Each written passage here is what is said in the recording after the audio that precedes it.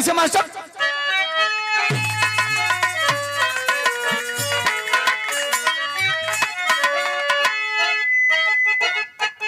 कि ये पर्वत कहानी नहीं लिखती, हालांकि ये पर्वत कहानी नहीं लिखती, तारीफ कभी खून को पानी नहीं लिखती। और मैं बोल रहा हूं इसलिए जिंदा हूं, दुनिया किसी गूंगे की कहानी नहीं लिखती।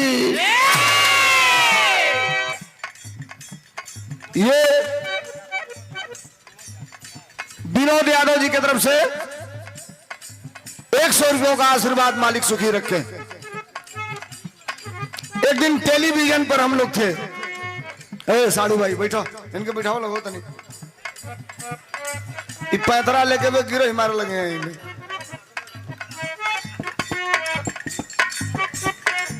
एक दिन हम लोग टेलीविजन पर थे, एक पत्रकार ने कहा अखिलेश यादव किसका नाम है? हमने कहा अरे आप नहीं जानते? कहा जानता हूं, आप गायक हैं, समाजवादी पार्टी सांस्कृतिक प्रकोष्ठ के प्रदेश अध्यक्ष हैं। मैं गाने के माध्यम से जानना चाहता था अखिलेश यादव जी, आदरणीय अखिलेश यादव कहते किसको है? हमने कहा सुनिए, जब आपने कहा तो मैं सुना रहा हूं। मैं एक लाइन सुनाया, क्या जरा गौर करिएगा कैसे?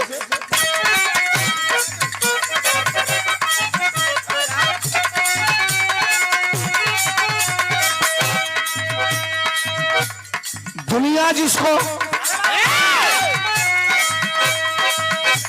अरे दुनिया जिसको चाहे उसे विशेष कहते हैं। दो लाइन और ये अगली लाइन तय करेगी कि केवल इसी लाइन पे आप बंद कर देंगे सुनना, कि एक आध लाइन और सुनेंगे अखिलेश यादव के बारे में। सुनिएगा सिर्फ 2 लाइन, अगली लाइन पे आपका समर्थन तय करेगा कि आप कितना और सुनना चाहते हैं। हमने कहा सुनो, क्या बताया? दुनिया जिसको चाहे उसे विशेष कहते हैं। दुनिया जिसको चाहे उसे विशेष कहते हैं, और साइकिल वाले नेता को अखिलेश कहते हैं।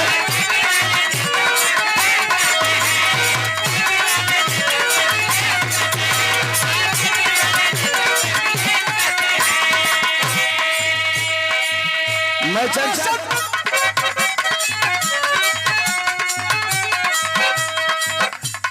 दुनिया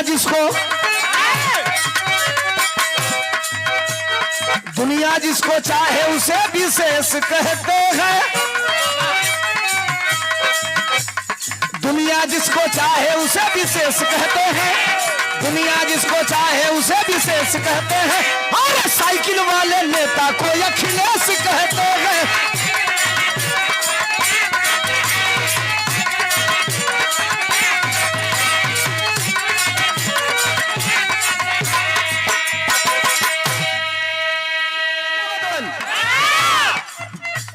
अब तनी सराई हम आपके बीच में कहल का चाहतनी।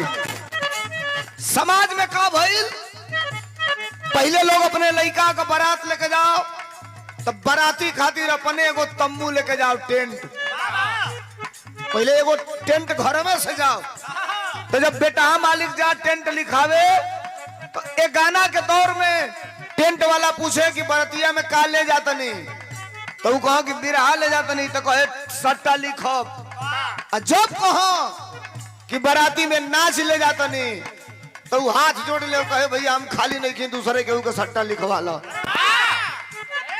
मलिकार पूछो कि काहे, तो कहलो सब रउरा पूछ देनी तो बता देतनी, टेंट लगा देतनी, स्टेज लग जाता, बारात बैठ जाती है। जब लवंडा स्टेज पे आवता तो पहला गाना का फरमाइश होता, नथुनिया पे गोली मारे सैया हमार हो।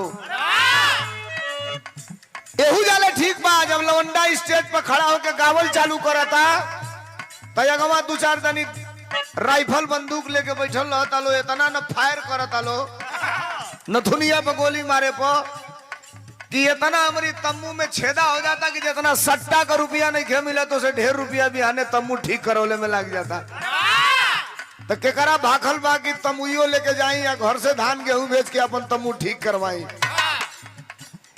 एहू गाना ले भोजपुरी नीमन रहे, यही नथुनी पर भोजपुरी आके टिकल रहे।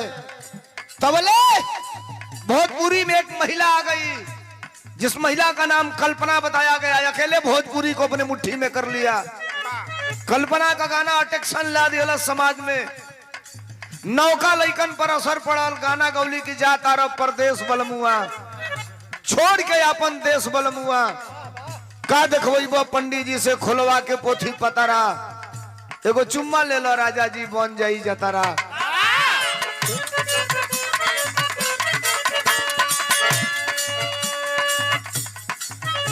मास्टर नहीं गीत बजाओ तो बड़ा तेज चलल लाल कोनो लड़का लड़की के बीच का कंपटीशन है आपस में सुंदरता का। लड़किया कहलस का कहलस हम पहनले बानी नव का जमाना का ड्रेस।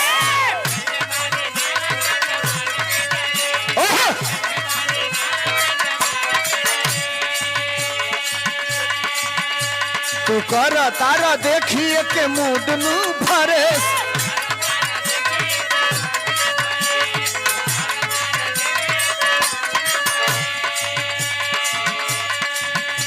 हम पहनले बानी नवा का जमाना का ड्रेस।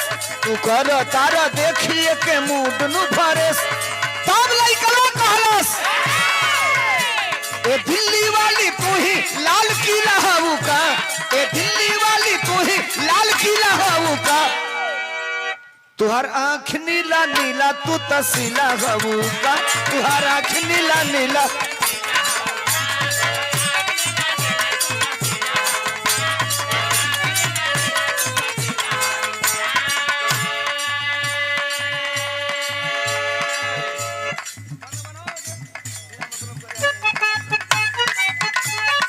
एक और गीत जो हमारा के निक लग गई पिछला साल। कौन गीत मास्टर?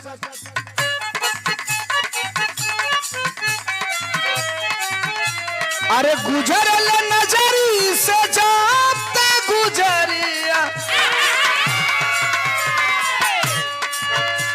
अरे गुजरल नजरी से जाते गुजरिया धड़केला जोरे से। गुजरल नजरी से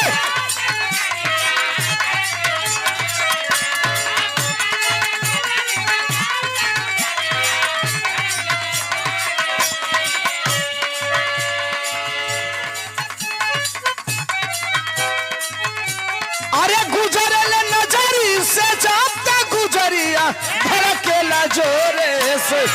गुजरल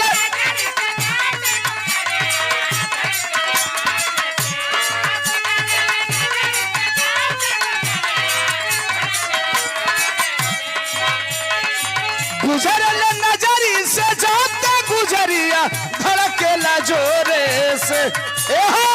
एक ही गो दिल बाटे सीना के भीतरिया। एक ही गो दिल बाटे सीना के भीतरिया। वो दिल लागल बा तोरे से। एक ही गो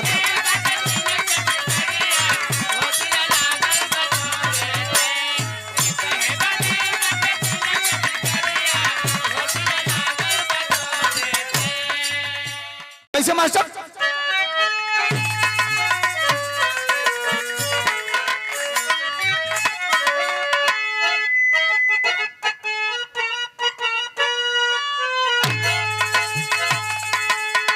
आए हैं हम लोग तेरही के अवसर पर।